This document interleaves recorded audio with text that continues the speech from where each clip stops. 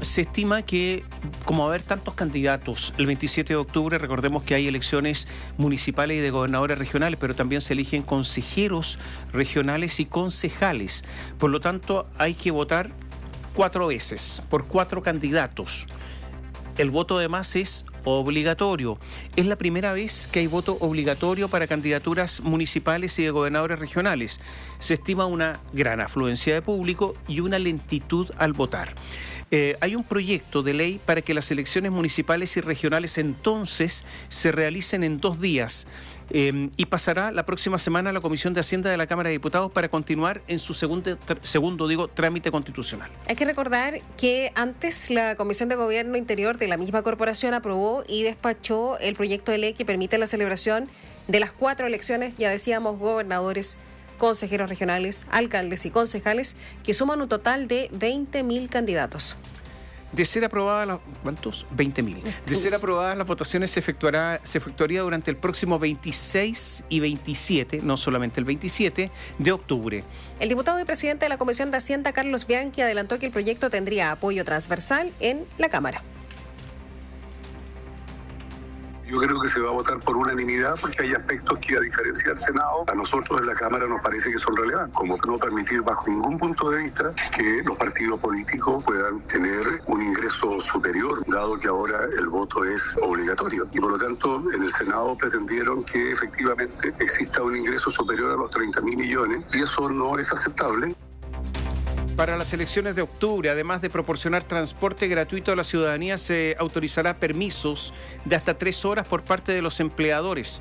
Hay que destacar que no habrá feriado irrenunciable. Todo esto a raíz de los resultados de las últimas elecciones parlamentarias, que solo alcanzaron un 6% del universo. Por estas razones que diputados de la Comisión de Hacienda se mostraron optimistas ante la aprobación del proyecto. Esto lo dijo así, por ejemplo, el diputado por el Partido Socialista, Jaime Naranjo. Considero por esta vez que es bueno hacer la elección en 2 días, porque va a aumentar significativamente el número de votantes, pero creo que a futuro debiera establecerse como norma un solo día. En contraparte, la diputada de Renovación Nacional, Sofía Cid, no se mostró de acuerdo con la elección en 2 días, ya que a su juicio se dañaría la credibilidad de las instituciones durante el proceso. Bueno, y por mi parte yo no estoy de acuerdo en las elecciones que se realicen en 2 días. Esto contribuye a aumentar la desconfianza de las personas en las instituciones. Con todo lo que ha pasado desde el 2019 a la fecha, este tipo de medidas son tierra fértil para que el sistema electoral, incluido el CERVEL, pierda la confianza de la ciudadanía y la gente desconfía de las elecciones.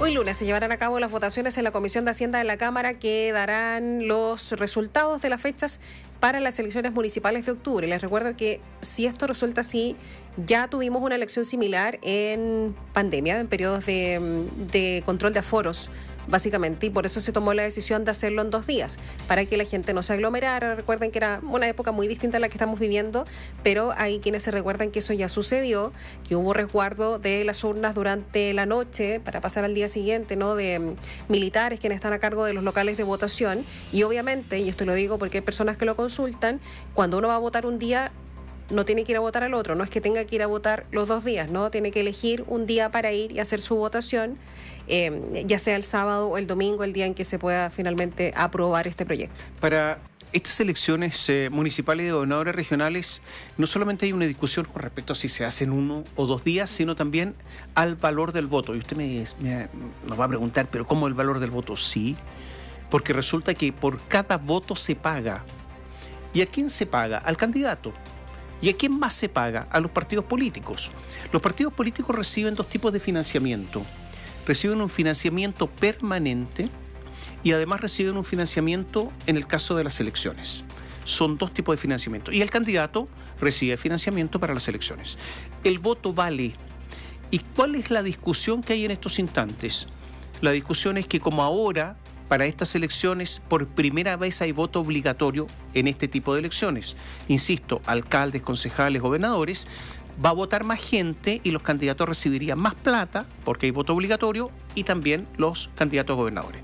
Entonces el gobierno ha dicho, disminuyamos el valor del voto porque si no van a recibir más plata por algo que es externo a ellos, voto obligatorio, no depende de ellos. Y hay mucha gente que dice, no, queremos seguir con la misma plata. Lo dicen varios, entre ellos, por ejemplo, la presidenta del Partido Socialista, Paulina Bodanovich, y otros más. El Partido Comunista, que está dividido. Entonces, esta es la gran discusión. Se estima que con el voto obligatorio el Estado, todos nosotros, debería gastar el Estado 30.000 millones de pesos más. 30.000 más, que van directamente al bolsillo de candidatos y de partidos políticos.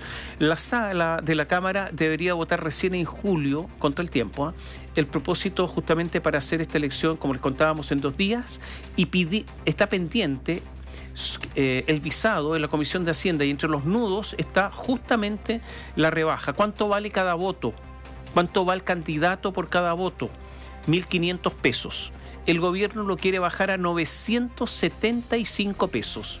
Sin la modificación por efecto del sufragio obligatorio, como les decíamos, esto costaría 30.000 millones de pesos más al Estado. Y claro, si se preguntan por qué se entraba tanto esto de hacer la votación en 2 días, bueno, porque están negociándose las dos cosas al mismo tiempo. Es un paquete, o sale los 2 días o sale también lo que tiene que ver con la modificación del ingreso del voto. Sobre esta situación, el presidente de la Comisión de Gobierno, el diputado Rubén Oyarzo, dijo: la dilación en la tramitación del proyecto que establece la elección de octubre en 2 días parece ser una maniobra que intenta reponer el valor del voto a montos exorbitantes.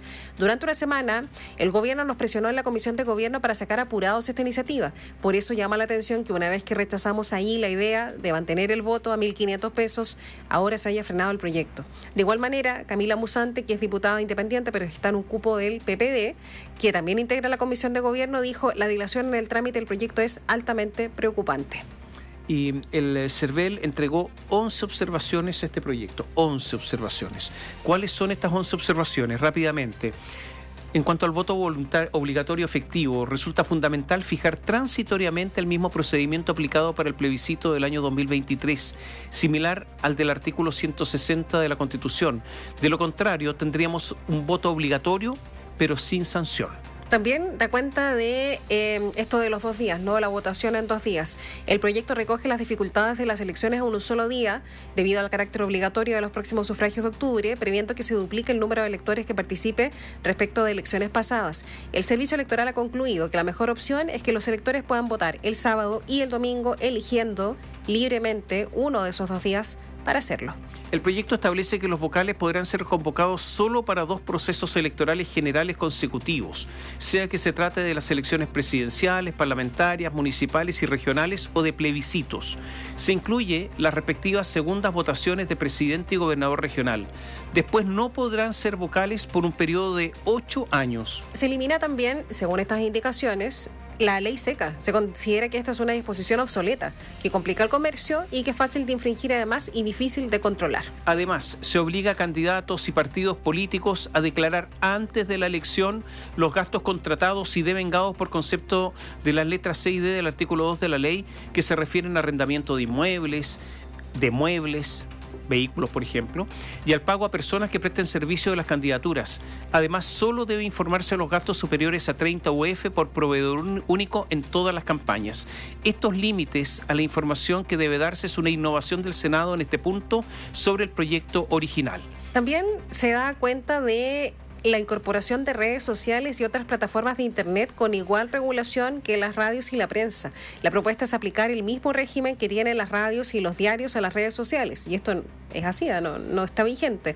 Y plataformas de Internet en orden a inscribirse en el servicio electoral, fijando sus tarifas antes de la campaña, aplicarlas en forma uniforme a todos los candidatos e informar lo contratado al servicio electoral regularmente. Adicionalmente, se consideran también como medios de propaganda permitidos los canales concesionarios de televisión local o regional. Y también el CERVEL señala que tiene que existir la facultad de fijar como local de votación establecimientos privados educacionales o establecimientos deportivos. ¿Por qué? Porque justamente con el voto obligatorio es necesaria aumentar en forma progresiva los locales como una necesidad para hacer frente a las elecciones posteriores presidenciales de senadores y diputados del próximo año. Se plantea 2 cámaras secretas por mesa, porque actualmente 2 cámaras secretas por mesa es una posibilidad, es una opción. Esta propuesta del CERVEL es que esta sea una obligación. Y también se establece que el voto con lápiz a pasta azul para sufragar cambiando el actual lápiz de grafito. Cambio también en las declaraciones de candidaturas para parlamentarios municipales y regionales, que es un cambio solicitado por el CERVEL al gobierno, que dice relación con modificar las declaraciones de candidaturas en orden a facilitar el proceso a los partidos políticos y a los candidatos. Actualmente las declaraciones se hacen todas en el plazo de 90 días antes de la elección. Los partidos al mismo tiempo tienen que negociar los pactos y los candidatos y tienen que agregar una serie de documentos exigidos por cada candidatura, todo en un mismo plazo. Y también está el aumento del permiso laboral para sufragar de 2 a 3 horas. Con respecto a este asunto de las platas, ¿no? De cuánto se debe pagar por voto, si bien era un proyecto de ley corta, la incorporación de otras normas transformó esto en prácticamente una ley miscelánea. ¿Cuáles son las leyes misceláneas? Las que le van agregando cosas de distintas materias y por lo tanto se transforma en una especie de ley de bolsillo payaso donde hay normas que se refieren a distintas materias. Esa dificultad se ve reflejada, por ejemplo, en el artículo transitorio para reducir de 1.500 pesos a 975 pesos el valor del voto a reembolsar a los candidatos por sufragio obtenido. Al tratarse de un comicio con voto obligatorio, el Ejecutivo introdujo esta indicación para frenar el alza que supondría el desembolso. Esto lo dijo la subsecretaria de la Secretaría General de la Presidencia, Macarena Lobos, a los parlamentarios.